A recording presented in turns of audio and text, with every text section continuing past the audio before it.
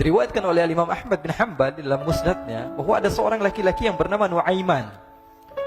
Ini Nuaiman, di kehidupan Rasulullah SAW ada orang yang seperti itu gitu. Orang yang sering minum minuman keras. Rasulullah SAW marah, murka. Rasulullah kalau yang berhubungan dengan Rasulullah tidak marah. Tapi kalau sudah berhubungan dengan agama, Rasulullah SAW adalah orang yang paling marah, orang yang paling istiqomah dalam kebenaran.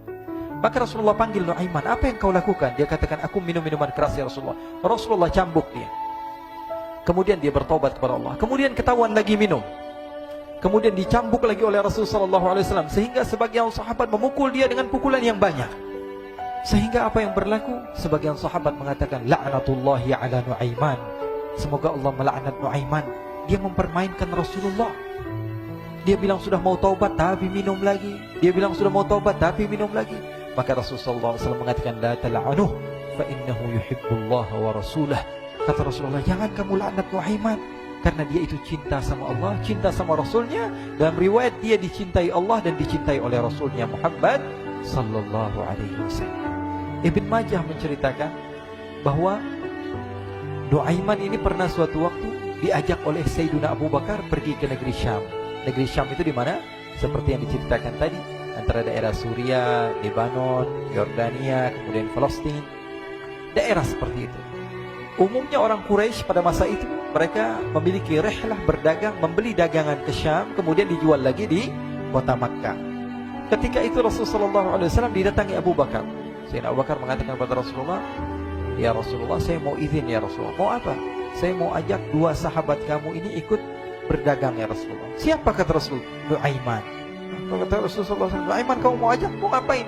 Biar seru-seruan aja ya Rasulullah. Kata Rasulullah, ya sudah, saya izinkan kamu bawa Nuaiman. Ketika itu Sayyidina Abu Bakar membawa Nuaiman sama satu sahabat namanya Suwaibid ibn Harmalah.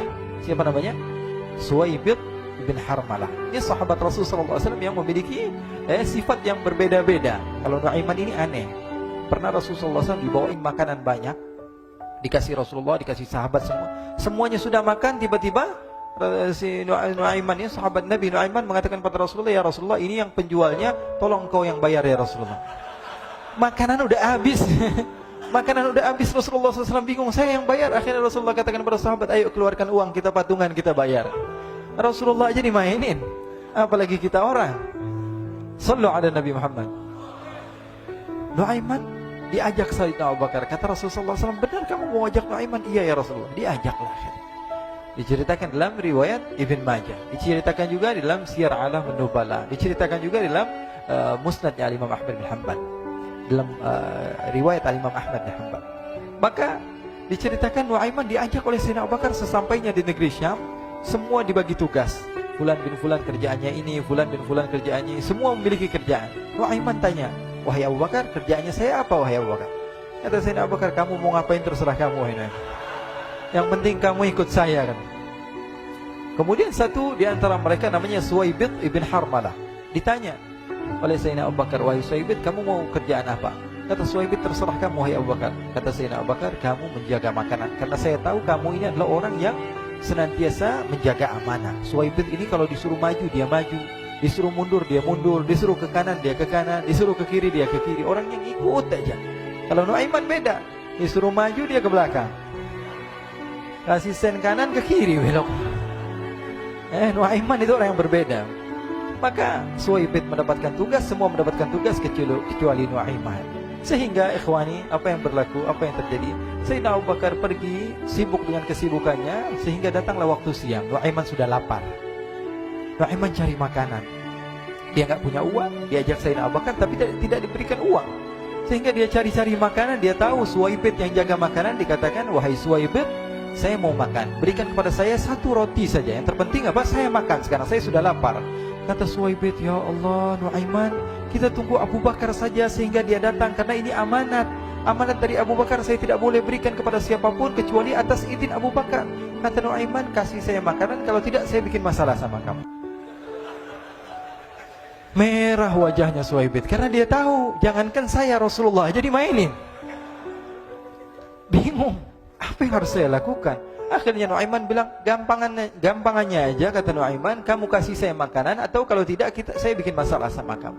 Bingung Suhaib pikir panjang. Setelah itu dia katakan, ya sudah Nuaiman, saya tetap mau jaga amanah Abu Bakar, karena saya takut ini adalah perintahnya Allah, perintahnya Rasulullah SAW, dan perintah daripada Abu Bakar, sahabatnya Nabi. Kata Nuaiman, kalau memang begitu kamu maunya, ya sudah, berarti kamu ngajakin berantem sama saya. Nuaiman pergi ke pasar. Dia cari-cari tempat penjualan hamba sahaya. Dia lihat-lihat beberapa hamba sahaya. Ini berapa harganya? Ini katanya 10 qalanis. Ini berapa? Ini harganya, hitungan orang zaman dahulu, kita sih hitung seperti dirham, berapa ratus dirham gitu, 200 dirham. Yang ini berapa? 300 dirham. Yang ini berapa harga hamba sahaya? 300 dirham. Harganya antara 300, 200 sampai 100. Kemudian Nuaiman mengatakan kepada penjual hamba sahaya tersebut, saya punya juga hamba sahaya, tapi saya jual cuma 20 dirham saja, murah. Apa benar ada hamba saya harganya segitu? Iya, karena dia punya aib, ada kekurangan. Apa? Nanti kalau kalian tangkap, dia bakalan teriak, saya ini bukan hamba sahaya, tapi orang merdeka. Akhirnya semua orang berkumpul mau beli. Ini Nuaiman sama Nuaiman diajak ke Suhaib bin Harmalah tadi. Kata Nuaiman, itu ada orang yang berdiri sedang menjaga makanan, itu hamba sahaya saya, tangkap saja. Oh, baik. Diberikan uang 20 dirham, dimasukkan oleh Nuaiman ke kantongnya, kemudian Suhaib ditangkap. Ketika ditangkap, Suhaib teriak, saya bukan hamba saya orang merdeka. Maka orang-orang tersebut mengatakan, saya sudah tahu kekurangan kamu.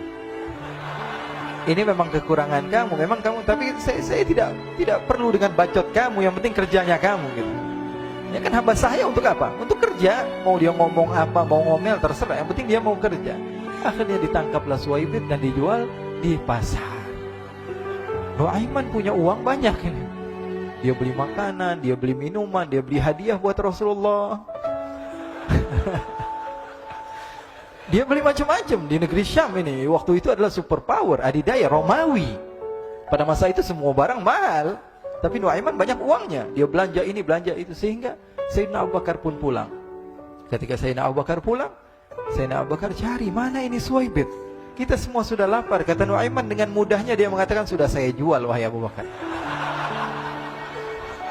Maka Sayyidina Abu Bakar bertanya, apa yang kau lakukan wahai Nuaiman? Diceritakan oleh Nuaiman dengan jujur. Nuaiman ini orangnya apa adanya, tapi nyusahin. Saya jual. Akhirnya dibawa oleh Nuaiman, Sayyidina Abu Bakar pergi ke mana? Ke pasar. Lalu dibeli lagi oleh Sayyidina Abu Bakar As-Siddiq Suhaib, yang tadinya orang merdeka menjadi hamba sahaya sebentar, kemudian dibeli lagi oleh Sayyidina Abu Bakar. Pulang ke Madinah, kisah ini diceritakan di hadapan Rasulullah SAW. Maka perawi mengatakan, fadhahikan nabiyyu hatta badat nawajiduhu. Ketika diceritakan kisah Nuaiman tersebut dengan Suhaib, Rasulullah tertawa sejadi-jadinya, sehingga gigi geraham Rasulullah SAW nampak di wajah mata para sahabat.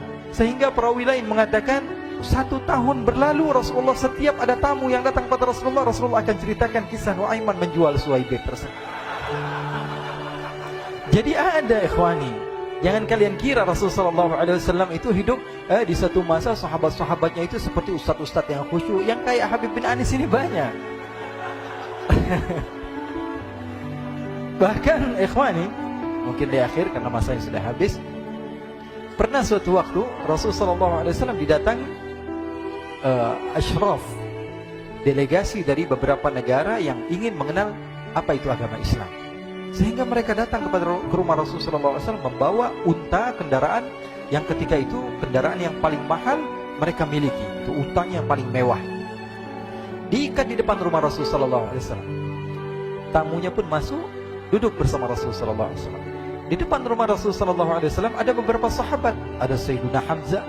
Kalian tahu Sayyidina Hamzah adalah orang yang pemberani. Ada Sayyiduna Umar. Kalian tahu Sayyidina Umar adalah orang yang pemberani. Ada Sayyiduna Ali bin Abi Thalib. Ada Sayyiduna Sa'ad bin Abi Waqqas. 4 sahabat ini lagi nongkrong gitu depan rumahnya Rasulullah SAW, berjaga sebelum Allah Subhanahu wa taala turunkan ayat wallahu ya'simuka minan nas. Ketika mereka sedang asyik duduk, tiba-tiba Nuaiman datang. Ini Nuaiman kalau datang pasti bikin sesuatu yang aneh. Bahkan dikatakan tidaklah Rasulullah SAW dalam keadaan bersedih, kecuali Nuaiman datang Rasulullah akan tersenyum. Jadi sebagian sahabat itu senang kalau sudah Nuaiman datang, pasti Rasulullah bahagia. Tapi ketika itu Nuaiman datang, ingin duduk bareng-bareng Sayyidina Hamzah. Sayyidina Hamzah katakan kepada Nuaiman, bercanda begitu. Nuaiman, kamu lihat unta orang datang dari luar Arab ini. Lihat, kata Nuaiman, ini besar banget, ini badannya besar gitu. Dagingnya pasti banyak. Iya, ini kalau kita sate enak nih ntar malam. Kata Nuaiman. Kata Sayyidina Hamzah, apakah kamu berani? Kata Nuaiman, saya berani aja asal kalian gak bilang sama Rasulullah. Kata Sayyidina Hamzah, benar wahai Nuaiman, benar kan? Akhirnya Sayyidina Hamzah lupa masalah itu, cuma bercanda-bercanda saja. Sayyidina Hamzah lagi asik sama Sayyidina Umar, Sayyidina Ali. Tiba-tiba apa? Ternyata ketika dia melihat unta tersebut sudah pisah antara kepala sama badannya. Nuaiman mengatakan, wahai Hamzah, ini unta saya sudah potong, saya mau pergi sebentar. Kalau Rasulullah cari saya, tolong jangan beritahu di mana saya. Nanti kalau keadaan sudah aman, mari kita nyate bareng-barengan. Ini ada yang seperti itu di zaman Rasulullah SAW. Maka dia pun berlari dan berlari mencari satu tempat supaya Rasulullah SAW dia selamat daripada Rasulullah SAW. Sehingga Sayyidina Hamzah bingung, ini kalau Rasulullah keluar gimana? Ada Hamzah Asadullah, ada Ali bin Abi Thalib, ada Umar, gak bisa jaga kendaraannya, tamunya Rasulullah SAW. Akhirnya benar apa yang terjadi, ikhwani. Rasulullah SAW tamunya mau pulang. Ketika dia buka pintu tamu melihat apa? Untanya sudah begitu. Mereka teriak, wa naqatah, unta kami wahai Muhammad.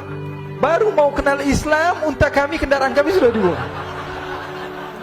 Rasulullah SAW lihat Sayyidina Hamzah, lihat Sayyidina Ali. Mereka gak bisa ngomong, mereka hanya bilang apa? Nuaiman ya Rasulullah. Rasulullah perintahkan Sayyidina Umar, wahai Umar, sekarang kamu ambil uang, kemudian kamu gantikan, kemudian kamu berikan 2 kali lipat daripada harta unta ini, sehingga apa? Agama Islam tidak didengar dengan sesuatu yang tidak baik di luar sana. Akhirnya diberikan harta, diberikan unta yang baru dan diberikan harta yang lebih untuk orang tersebut, sehingga orang tersebut tidak menjelek-jelekan agama Islam. Kata Rasulullah SAW, dan sekarang waktunya kita balas dendam sama Nuaiman. Nuaiman ternyata berlari tempat yang jauh sampai hampir keluar dari kota Madinah. Dia dapatkan seorang sahabat Nabi yang hadir juga dalam peperangan Badar, namanya Al-Miqdad bin Al-Aswad. Siapa namanya? Al-Miqdad bin Al-Aswad ketika itu sedang menggali sumur. Ketika sedang menggali sumur, Nuaiman datang. Nuaiman katakan kepada Miqdad, wahai Miqdad, wahai sahabat Rasul, kamu orang yang hadir dalam peperangan Badar, kamu adalah orang yang hebat. Dipuji-puji sama Nuaiman. Ada maunya ini. Akhirnya dia bilang, wahai Miqdad, tolong saya. Kenapa wahai Nuaiman, kamu ini kekasihnya Rasulullah, orang yang disayang sama Rasulullah. Kenapa? Saya ini sedang dikejar-kejar orang jahat. Tolong selamatkan saya. Saya pengen masuk ke dalam sumur, boleh atau tidak? Kata Miqdad, siapa yang mengejar kamu? Pokoknya saya dikejar sama orang-orang. Kamu mau atau tidak selamatkan saya? Ya sudah, selagi kamu itu adalah sahabat Nabi, silahkan kamu masuk. Masuk akhirnya Nuaiman ke dalam sumur tersebut. Lalu Nuaiman mengatakan, wahai Miqdad, dia keluar lagi. Nanti kalau ada yang cari saya, tolong jangan beritahu saya di dalam sumur ya.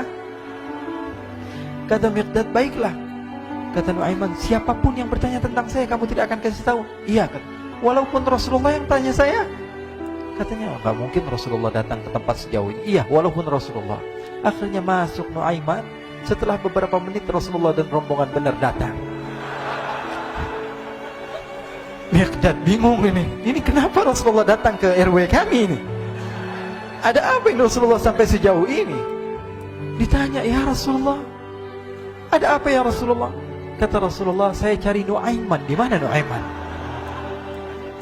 Innalillah, kata Miqdad. Nggak dijawab ini Rasulullah. Kalau dijawab saya ingkar janji. Akhirnya apa dia katakan? Wahai Rasulullah, mata saya tidak memandang kepada Nuaiman, tapi tangannya nunjuk ke dalam sumur. Sahabat.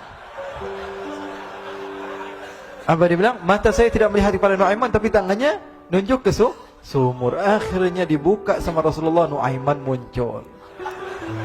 Kata Rasulullah, Nuaiman, kamu bikin malu saya, wahai Nuaiman. Ya Rasulullah, yang bersalah bukan saya, tapi orang yang mencari saya bersama kamu, ya Rasulullah. Akhirnya Rasulullah nengok siapa, ternyata Nuaiman sudah lari kabur. Sallu ala Nabi Muhammad.